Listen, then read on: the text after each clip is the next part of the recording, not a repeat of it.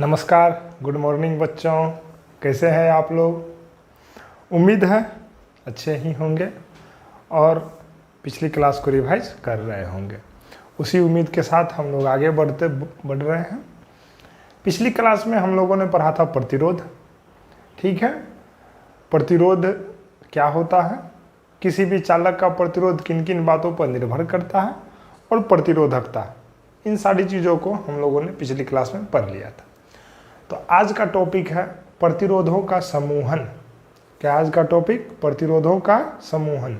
ठीक है, तो बच्चों हेडिंग दीजिए और लिखिए प्रतिरोधों का समूहन। ठीक है, देखिए प्रतिरोधों का समूहन।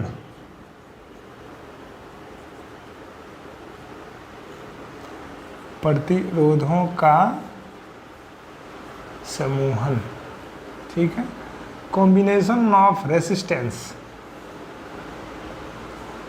Combination of resistance.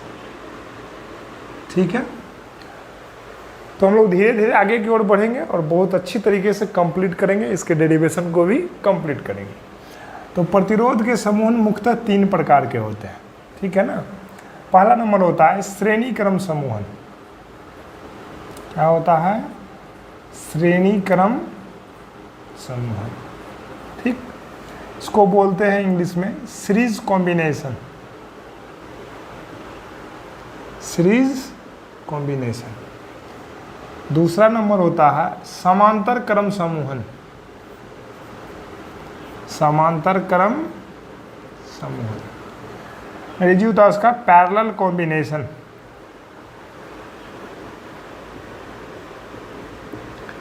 एक तीसरा होता है मिश्रित क्रम समूहन। तीसरा क्या होता है? मिश्रित क्रम समूहन, मतलब मिक्स्ड कॉम्बिनेशन। क्या होता है? Mixed combination. ठीक है बच्चों, तो ये होते हैं 3 समूहन, श्रेणी क्रम, समांतर क्रम और मिश्रित क्रम। इसको लिखिए, एक एक करके हम लोग हर एक समूहन को देखेंगे, उसके डेरिवेशन, उसके जो फॉर्मूला होता है उसको डेराइव करेंगे और उसके बाद उससे रिलेटेड उस पर क्वेश्चंस को क्या करेंगे, देखेंगे। ठीक है, बहुत आसान वे में हर एक चीज़ करेंगे। आप लोग वीडियो के अंत तक बने रहिएगा। और ये जो भी बोर्ड है, बिहार बोर्ड का 10th है या बिहार बोर्ड का 12th है या CBSE बोर्ड है, उसके लिए ये टॉपिक बहुत ही क्या है, इम्पोर्टेंट है। तो बच्चों बढ़ते हैं। पहला नंबर श्रेणी क्रम समूहन। ठीक है, पहला नंबर है श्रेणी क्रम समूहन। ठीक, तो श्रेणी क्रम समूहन को हम लोग पहले ना डायग्राम से देख लेते हैं, उसके बाद उसके परिभाषा को क्या करेंगे, लिखेंगे। डायग्राम से पहले समझ लेते हैं, उसके बाद परिभाषा को सीखेंगे। तो हम लोग जब कल प्रतिरोध पढ़ रहे थे तो कल हम लोगों ने पढ़ा था कि प्रतिरोध के संकेत को इस तरीके से दिखाते हैं, है कि नहीं। आज यदि हमको 2, 3, 4 प्रतिरोध लेना है तो हम इस तरह के संकेत का उपयोग करेंगे और सभी प्रतिरोध का नाम अलग अलग क्या करेंगे, दे देंगे। तो कल वाला तो ये वाला कंडीशन आपको याद होगा, ये वाला संकेत याद होगा कि प्रतिरोध को इस संकेत से हम लोग क्या करते हैं, दिखाते हैं। ठीक, तो श्रेणी क्रम समूहन क्या होता है देखते हैं। हम मान लिए 2-3 प्रतिरोध ले लेते हैं। ठीक है ना, अपने मन से 2-3 क्या ले लिए, प्रतिरोध ले लिए। यहाँ पर डायग्राम बनाते हैं। ठीक, मान लिए ये एक प्रतिरोध है। ठीक, और यहाँ मान लिए ये दूसरा प्रतिरोध है और यहाँ मान लिए ये कैसा है, तीसरा प्रतिरोध। ठीक है ना, और इस तीनों प्रतिरोध का नाम दे दिए। इसका नाम मान लिया R1 है, इसका नाम R2 है और इसका नाम क्या है, R3। ठीक, इस तीनों प्रतिरोध को हम क्या किए, इस प्रकार से एक बैटरी की मदद से हम लोग जोड़ दिए। मतलब हम इसको श्रेणी क्रम में जोड़ रहे हैं। हम जान रहे हैं कि श्रेणी क्रम का जोड़ कैसा होता है, तो हम इसको श्रेणी क्रम में जोड़ रहे हैं। उसके बाद इससे डेफिनेशन बनाएंगे और देखेंगे, तो आप लोग भी समझ जाइएगा कि श्रेणी क्रम क्या होता है। बैटरी की मदद से क्या किया, इसको जोड़ दिए और यहाँ पे एक हम क्या लगा दिए हैं, स्विच लगा दिए हैं। ठीक है ना, मान लिए इस बैटरी का वोल्टेज ना V है, ज़्यादा नहीं देना है। बैटरी का वोल्टेज क्या है, V है। जो ही हम स्विच ऑन करते हैं, ठीक, तो हम जानते हैं कि धारा का प्रवाह उच्च विभव से निम्न विभव की ओर, मतलब प्लस से माइनस की ओर होता है। तो यहाँ से आई करंट चली, ठीक। जो ही आई करंट यहाँ आई तो इससे भी होकर के कैसी करंट गई, आई करंट, और सेम करंट इससे भी होकर के गई, फिर सेम करंट इससे भी होकर के गई और आई निकली, ठीक। और पुनः बैटरी के दूसरे टर्मिनल तक आई करंट क्या हो गई, पहुंच गई, ठीक है ना। तो हम लोगों ने क्या देखा कि यदि इस तरीके से आप प्रतिरोध को जोड़ते हैं, अभी आपको ये पता नहीं है कि ये सम्मोहन कैसा है, ठीक है ना, अभी बस हम ऐसे जोड़ दिए हैं। यदि आप इस तरीके से प्रतिरोध को जोड़ते हैं तो आप क्या देख रहे हैं, जब स्विच ऑन करते हैं तो बैटरी से जो धारा आई निकली है, तो ये धारा R1 वाले प्रतिरोध में भी जा रही है, ये धारा R2 वाले प्रतिरोध में भी जा रही है, और सेम धारा R3 प्रतिरोध में भी क्या हो रही है, जा रही है। तो यहाँ पे हमको क्या देखने को मिल रहा है कि जितने भी प्रतिरोध जुड़े हुए हैं सबों में कैसी धारा जा रही है, समान धारा जा रही है। सबों में कैसी धारा जा रही है, समान धारा जा रही है। तो हम ये बात बोल सकते हैं कि प्रतिरोधों का ऐसा समूहन, प्रतिरोधों का ऐसा समूहन जिसमें जुड़े हुए सभी प्रतिरोध में समान धारा प्रवाहित होती हो, जिसमें जुड़े हुए सभी प्रतिरोधों में समान धारा प्रवाहित होती हो, उसी को हम लोग कौन सा क्रम कहेंगे, श्रेणी क्रम समूहन कहेंगे। कैसा कहेंगे, श्रेणी क्रम समूहन। तो उम्मीद है बच्चों कि आप लोगों को समझ में आ गया होगा कि प्रतिरोधों का ऐसा समूहन जिसमें जुड़े हुए सभी प्रतिरोधों में समान धारा प्रवाहित होती हो, उसी को हम लोग क्या कहते हैं, श्रेणी क्रम समूहन कहते हैं। तो लिखिए बच्चों, अब परिभाषा लिखते हैं, है कि नहीं है परिभाषा। उम्मीद है समझ में आ गया होगा, है कि नहीं। डायग्राम की मदद से हम समझाने का कोशिश किए हैं। तो लिखते हैं यहाँ पे, प्रतिरोधों का ऐसा समूहन, प्रतिरोधों का ऐसा समूहन, प्रतिरोधों का ऐसा समूहन जिसमें जुड़े हुए सभी प्रतिरोधों में, इसमें जुड़े हुए सभी प्रतिरोधों में कैसी धारा जाती हो, समान धारा प्रवाहित होती हो, समान धारा प्रवाहित होती हो, ठीक है ना। उसी को हम लोग कौन सा समूहन कहेंगे, श्रेणी क्रम समूहन कहते हैं। कोई दिक्कत समझने में नहीं। तो ये हो गया इसका परिभाषा। लेकिन एक बात और आप जान लीजिए कि श्रेणी क्रम समूहन में जितने भी प्रतिरोध जुड़े हुए रहते हैं सभी का विभव क्या होता है, अलग अलग होता है। सभी का विभव क्या होता है, अलग अलग। क्यों? क्योंकि यदि इस दोनों प्रतिरोध को देखिए, इसको देखिए, इसको देखिए, इसको देखिए, तो इसका टर्मिनल अलग है, इसका टर्मिनल अलग अलग पॉइंट से जुड़ा है, इसका टर्मिनल अलग अलग पॉइंट से जुड़ा है। तो यदि ये मान लीजिए V वोल्ट हम बैटरी दे रहे हैं इस परिपथ में, तो ये V वोल्ट क्या हो जाता है ना, सबों में बट जाता है, क्योंकि सबका विभव क्या होता है, अलग अलग होता है। मान लिए कि इसका विभव V1 है, इसका विभव V2 है, और मान लिए इसका विभव कितना है, V3 है, ठीक है ना। कोई दिक्कत समझने में नहीं। तो यहाँ तक बातें आप लोग को समझ में आ गई। अब हम लोग चलते हैं इसके डेरिवेशन पे।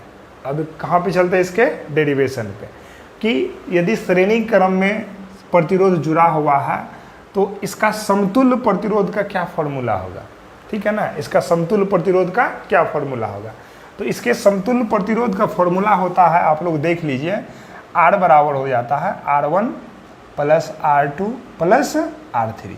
इसी को हमको क्या करना है, सिद्ध करना है। यदि 4 रहेगा तो प्लस R4, 5 रहेगा तो प्लस R5। इसी को हमको क्या करना है, सिद्ध करना है। तो देखिए कैसे होता है। हम जानते हैं ओम के नियम से, ठीक है ना, ओम के नियम से। ओम का नियम क्या बोलता है, बोलिए, V बराबर I इंटू R, ठीक है ना। यदि विभव का, यदि पूरे परिपथ का विभव V है, उसमें I धारा प्रवाहित हो रही है और समतुल्य प्रतिरोध कितना है, R है, तो V बराबर कितना हो जाएगा, I इंटू R। हम इसको इक्वेशन नंबर कितना मान लिए, 1 मान लिए। कोई दिक्कत नहीं। तो प्रतिरोध अब लिखते हैं, प्रतिरोध R1 में, प्रतिरोध R1 का विभव, प्रतिरोध R1 का विभव, उसको क्या मान रखे हैं, V1। तो प्रतिरोध R1 का विभव V1 बराबर क्या हो जाएगा, बोलिए, इसमें कितनी धारा जा रही है, I धारा, और इसका प्रतिरोध कितना है R1, तो कितना हो जाएगा I इंटू R1।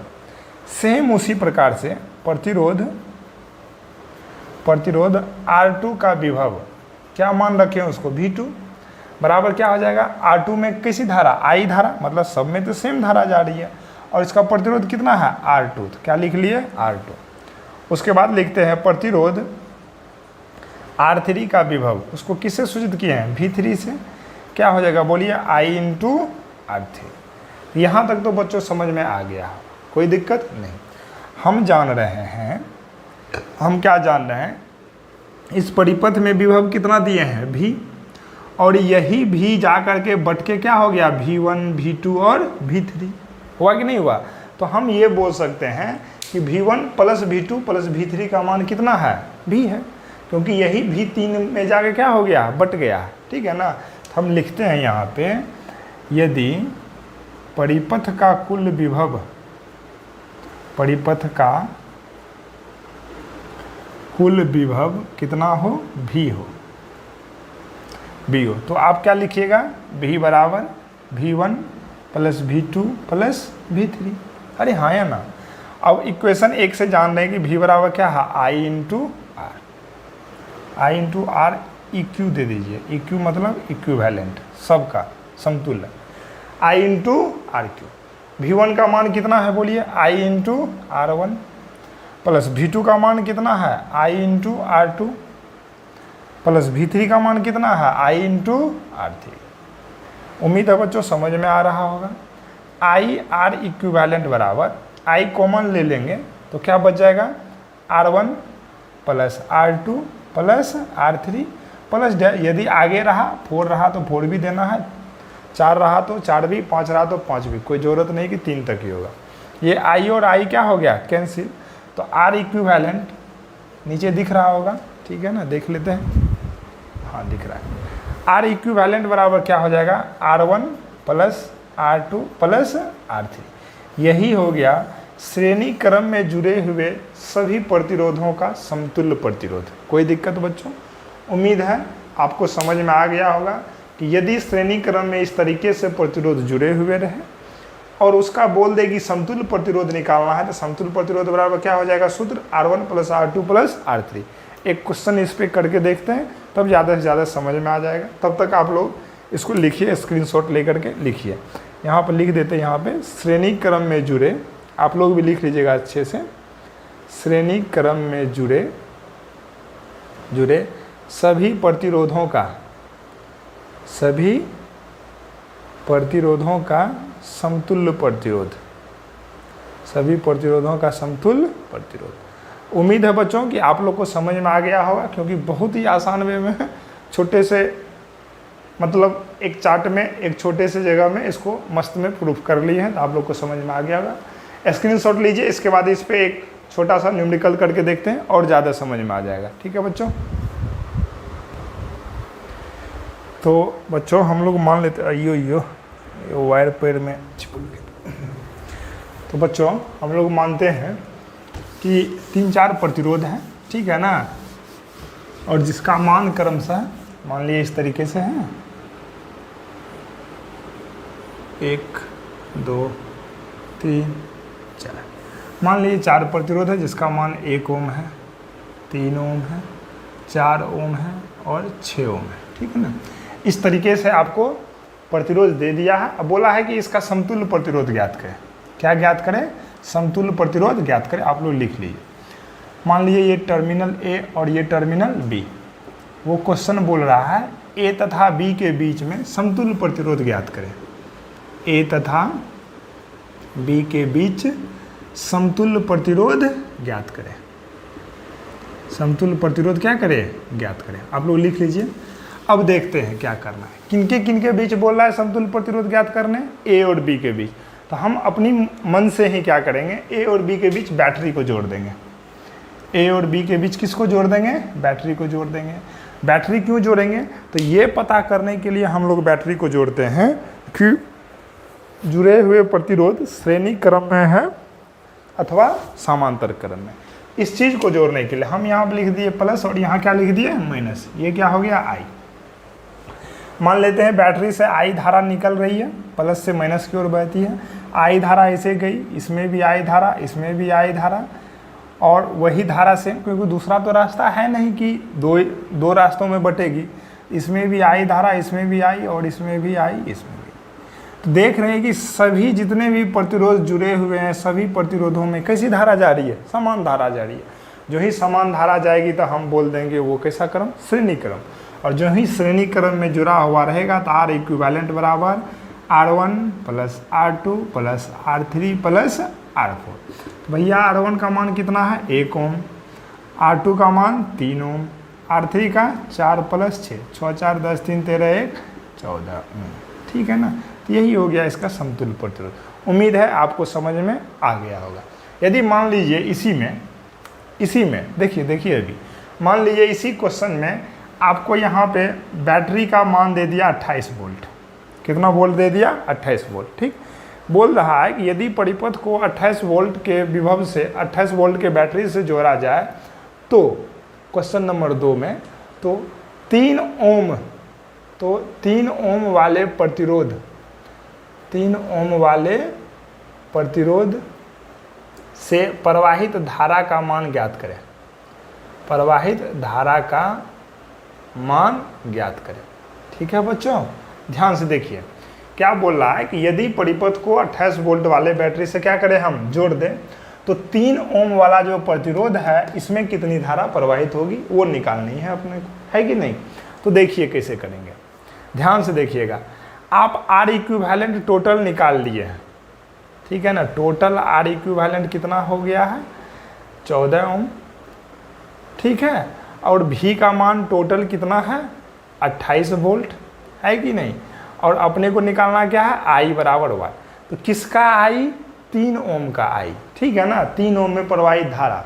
लेकिन अपने लोग यहाँ पे एक कंसेप्ट सोच सकते हैं कि यदि प्रतिरोध श्रेणी क्रम में है तो सभी जुड़े हुए प्रतिरोधों में कैसी धारा जाएगी? समान धारा जाएगी, चाहे वो 1 ओम वाला है, चाहे 3 ओम वाला है, चाहे 4 ओम वाला है। इसका मतलब है कि यदि हम इससे होने वाली इस धारा का मान निकाल ले तो यही धारा किस में जाएगी? 3 में भी जाएगी। यदि 6 से पूछ रहा हो तो वही धारा किस में भी जाएगी? 6 में भी जाएगी।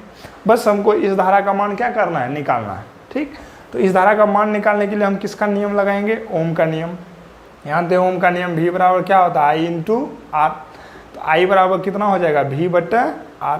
तो V का मान कितना है? 28 और बट्टा R का मान कितना निकाले? 14। कितना हो गया? 2 एम्पियर। मतलब कितनी धारा जाएगी? 2 एम्पियर। मतलब 3 ओम वाले प्रतिरोध से कितनी धारा प्रवाहित होगी? 2 एम्पियर। उम्मीद है बच्चों कि आपको समझ में आ गया होगा। यदि वही सेम क्वेश्चन पूछ दें कि 6 ओम वाले प्रतिरोध से कितनी धारा प्रवाहित हो जाएगी तो उसमें भी कितना? 2 एम्पियर ही होगा। क्यों? क्योंकि सारे के सारे प्रतिरोध किस क्रम में है? श्रेणी क्रम में। और हम जानते हैं कि श्रेणी क्रम में जुड़े हुए प्रतिरोधों में धारा समान प्रवाहित होती है, उसमें अलग अलग धारा प्रवाहित नहीं होती है। तो केवल हम एक का मान निकाल लेंगे तो वही सबों का हो जाएगा। कोई दिक्कत? उम्मीद है आपको इस एग्जाम्पल से भी समझ में आ गया होगा। अब दूसरा नंबर चलते हैं, समांतर क्रम समूहन। उसको देख लेंगे, उसके बाद और ज़्यादा से ज़्यादा न्यूमेरिकल्स करेंगे। ठीक है ना बच्चों? ये पहला एक एग्जाम्पल था श्रेणी क्रम को दिखाने के लिए कि क्या होता है, समझाने के लिए। कोई दिक्कत नहीं। तो बच्चों पॉज करके इसको लिखिए। तो बच्चों दूसरा नंबर अब हम लोग देख रहे हैं। दूसरा नंबर क्या है? दूसरा नंबर देखने का कोशिश करते हैं। उम्मीद है आप लोग अच्छे से देख रहे होंगे और समझ भी रहे होंगे। यदि अच्छा वीडियो लग रहा है और समझ रहे हैं तो वीडियो को ज़रूर अपने दोस्तों के बीच में शेयर करें। जो भी बच्चे 10th में पढ़ रहे हैं उसको शेयर करें, बहुत ही यूज़फुल और लाभदायक होगा उनको भी, है कि नहीं? इंस्टाग्राम, फेसबुक जो भी आईडी है, यदि वहाँ शेयर कर सकते हैं, यदि आपकी मर्ज़ी है तो कर सकते हैं, यदि अच्छा लग रहा है। बाकी आप लोग पढ़ें, नोट्स बनाएं, रिवीजन करें। अब दूसरा नंबर हम लोग देख रहे हैं समांतर क्रम समूह। समांतर का स्पेलिंग देख लेते हैं कैसा होता है कि नहीं है? समांतर क्रम।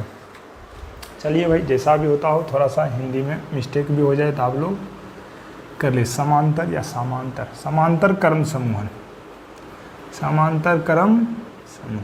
ठीक है, क्या हो जाता है, पैरेलल कॉम्बिनेशन। अंग्रेजी क्या होता है भाई, पैरेलल कॉम्बिनेशन। देखिए भाई, हम ऑफलाइन क्लास में भी बच्चे को बार बार बोलते रहते हैं कि बिहार में 10th क्लास में इंग्लिश में पास होना कोई कंपलसरी नहीं है, लेकिन जो ही हम लोग 10th के बाद 11th 12th में जाते हैं, इंग्लिश बहुत ही कंपलसरी हो जाती है और आगे की पढ़ाई के लिए इंग्लिश पढ़ना भी ज़रूरी हो जाता है, क्योंकि बहुत बाहर निकलते हैं तो बहुत सारे टीचर, सभी टीचर मैक्सिमम हर एक जगह इंग्लिश में ही पढ़ाते हैं, तो हम लोगों को मतलब बिहार के बच्चों को ना आगे दिक्कत हो जाती है। ठीक, तो अंग्रेज नहीं बनना है लेकिन इंग्लिश को जानना है। ठीक, इंग्लिश को जानना है, अंग्रेज बनना नहीं है लेकिन इंग्लिश को जानना है, इतना तक जानना है कि आगे जब हम 11th 12th का पढ़ाई को कंटिन्यू करें तो हमको दिक्कत क्या हो, नहीं हो।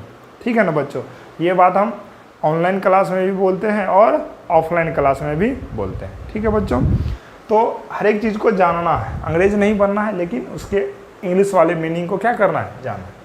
समांतर क्रम समूह देखते हैं, पहले डायग्राम की मदद से देखते हैं। ठीक है, उसके बाद उसके डेफिनेशन को हम लोग क्या करेंगे, लिखेंगे।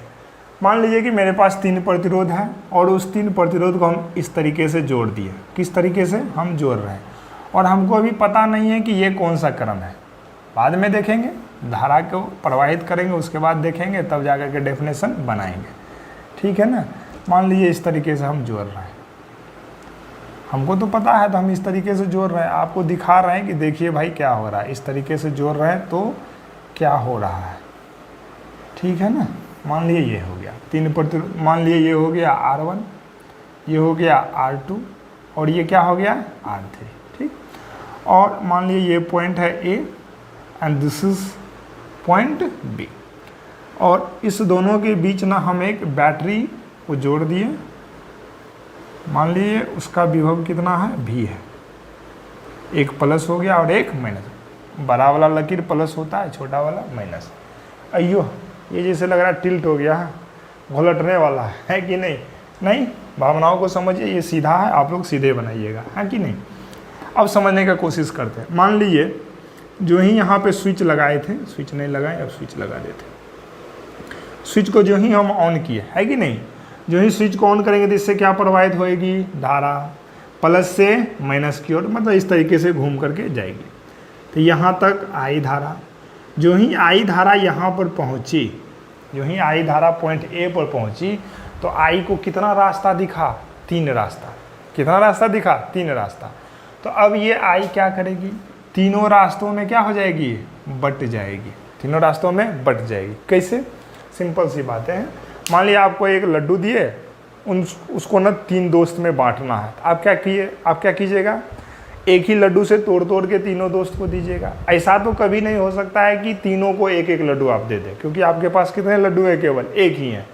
तो यहाँ पे कितनी धाराएं हैं, एक धारा आई है, हर एक में आई आई आई धारा तो जा नहीं सकती है, वो तो उससे कम ही जाएगी, मतलब बट करके ही जाएगी, है कि नहीं।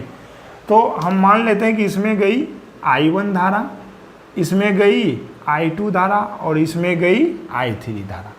ठीक है बच्चों, तो ये I1 धारा ऐसे करके चली, इससे I1 धारा प्रवाहित होते हुए यहाँ तक I1 धारा पहुँची, कोई दिक्कत नहीं। I2 धारा ऐसे करके चली चली चली, यहाँ तक I2 धारा प्रवाहित होते हुए इस टर्मिनल तक आ गई। I3 भी चली, R3 से पास होते हुए यहाँ तक पहुँच के I3 धारा आ गई, और पुनः टर्मिनल B पर जा करके ये तीनों धारा मिल गई, क्या हो गया, I1 plus I2 plus I3, ये तीनों मिल करके पुनः क्या बन गई, I धारा, क्योंकि I बटी थी और तीनों ने पुनः मिल करके किसका निर्माण कर लिया, I का निर्माण कर लिया, I धारा और I धारा, कोई दिक्कत नहीं। कहने का मेरा ये मतलब है कि बैटरी से जितनी धारा चली थी, रास्ते में धारा बट गई, लेकिन पुनः धारा जुट करके उतनी ही हो करके दूसरे टर्मिनल तक क्या हो गई, पहुंच गई। जब ऐसा आपको हो जाए, सर्किट डायग्राम में जब आप धारा भेज रहे हैं और पुनः आपको वही धारा मिल जाए, तो आप समझिएगा कि आप जो धारा को बांटे हैं, आपके जो बांटने की विधि है वो क्या है, सही है। और इस बांटने के बाद जब आप श्रेणी क्रम और समांतर क्रम को जांचिएगा तो आपको सही सही पता चलेगा। ठीक है बच्चों, तो अब देखिए यहाँ पे क्या हो रहा है, बातों को अब हम समझते हैं। हुआ क्या, जब हम धारा को बांटे ना, तो हुआ क्या कि R1 वाले प्रतिरोध में I1 धारा, R2 वाले प्रतिरोध में I2 धारा और R3 वाले प्रतिरोध में I3 धारा। ठीक है ना। कहने का मेरा ये मतलब है कि सभी जुड़े हुए प्रतिरोधों में अलग अलग धारा जा रही है। सभी जुड़े हुए प्रतिरोधों में कैसी धारा जा रही है? अलग अलग धारा जा रही है। ठीक है ना। तो प्रतिरोधों का ऐसा समूह है जिसमें जुड़े हुए सभी प्रतिरोधों में अलग अलग धारा प्रवाहित होती हो, उसी को हम लोग कौन सा क्रम कहते हैं? समांतर क्रम समूहन कहते हैं। उम्मीद है कि आपको समझ में आ गया होगा। तो हम लोग परिभाषा लिखते हैं, है कि नहीं है? परिभाषा क्या हो रहा है? सब में समान धारा है कि अलग अलग? तो सर सब में कैसी धारा है? अलग अलग धारा है कि नहीं? तो परिभाषा लिखते हैं, प्रतिरोधों का ऐसा समूहन, प्रतिरोधों का ऐसा समूहन, ऐसा समूहन जिसमें जुड़े हुए सभी प्रतिरोधों में, इसमें जुड़े हुए सभी प्रतिरोधों में, इसमें जुड़े हुए सभी प्रतिरोधों में अलग अलग धारा, कैसी धारा भाई? अलग अलग धारा प्रवाहित होती है, अलग अलग धारा प्रवाहित होती है। ठीक है ना। देख रहे हैं कि इसमें भी अलग, इसमें भी अलग, इसमें भी अलग। ठीक। लेकिन समांतर क्रम में धारा तो अलग होती है, लेकिन सभी प्रतिरोधों का विभव क्या होता है? सेम होता है। बोलिए क्यों?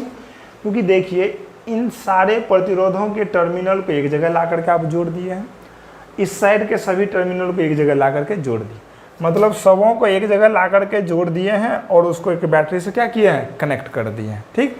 तो इसीलिए इसमें जुड़े हुए सभी प्रतिरोधों का विभव क्या होता है? सेम होता है। लेकिन श्रेणी क्रम में क्या था? देखिए इस तरीके से अलग अलग था, इस तरीके से ये अलग और ये अलग, इसलिए इसका विभव क्या था? अलग अलग था श्रेणी क्रम का।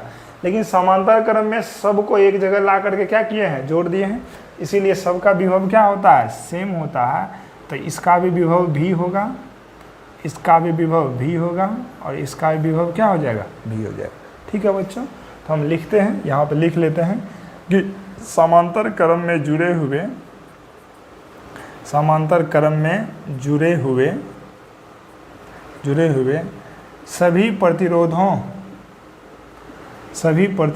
का विभव समान होता है।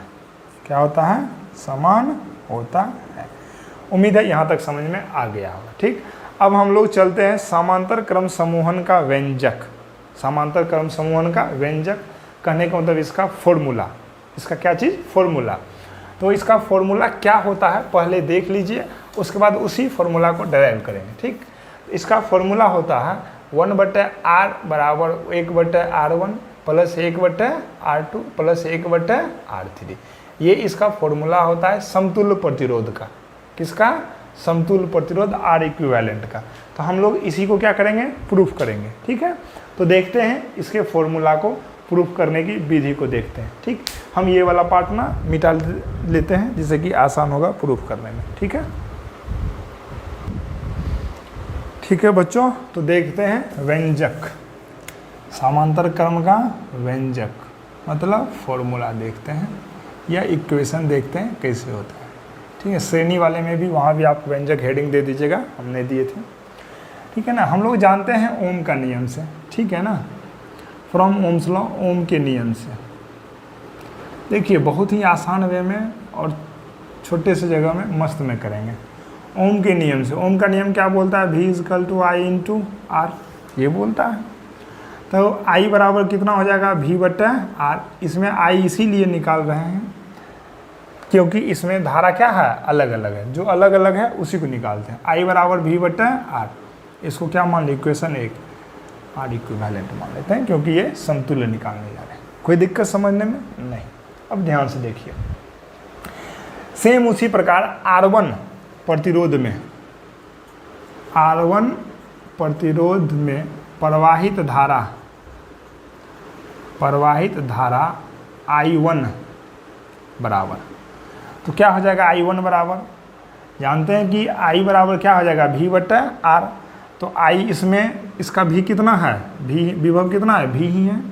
और प्रतिरोध कितना है, आर की जगह R1, तो I1 बराबर कितना हो जाएगा, V/R1। उसी तरीके से R2 प्रतिरोध में प्रवाहित धारा I2 बराबर कितना हो जाएगा, I2 का विभव कितना है, V है, और प्रतिरोध कितना है, R2, तो V/R2 है कि नहीं। सेम उसी प्रकार R3 वाले प्रतिरोध में प्रवाहित धारा I3 का मान V/ कितना हो जाएगा, R3। उम्मीद है बच्चों समझ में आ गया हो, है कि नहीं।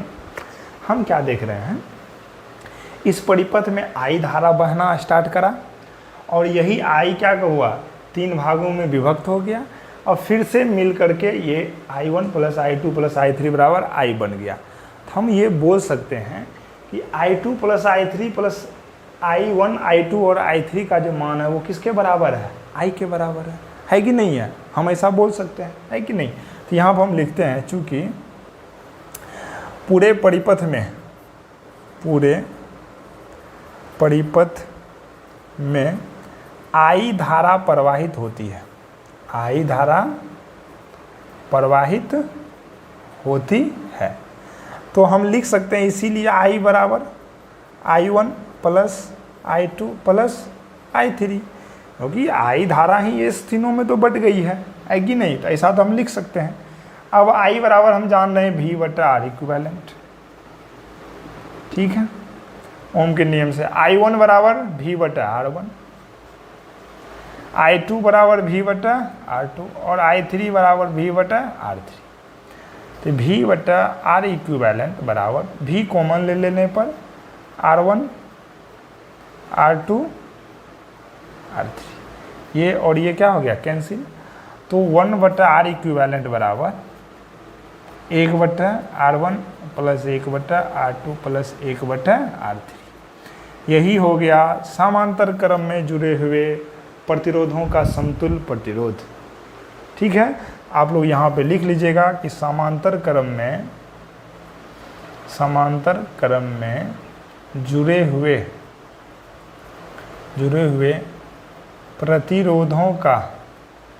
प्रतिरोधों का समतुल्य प्रतिरोध।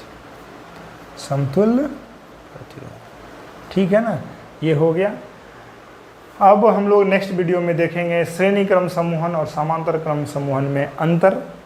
उसको अच्छा, हाँ, अंतर देखेंगे और अंतर देखने के बाद इस पर क्या करेंगे, क्वेश्चन करेंगे।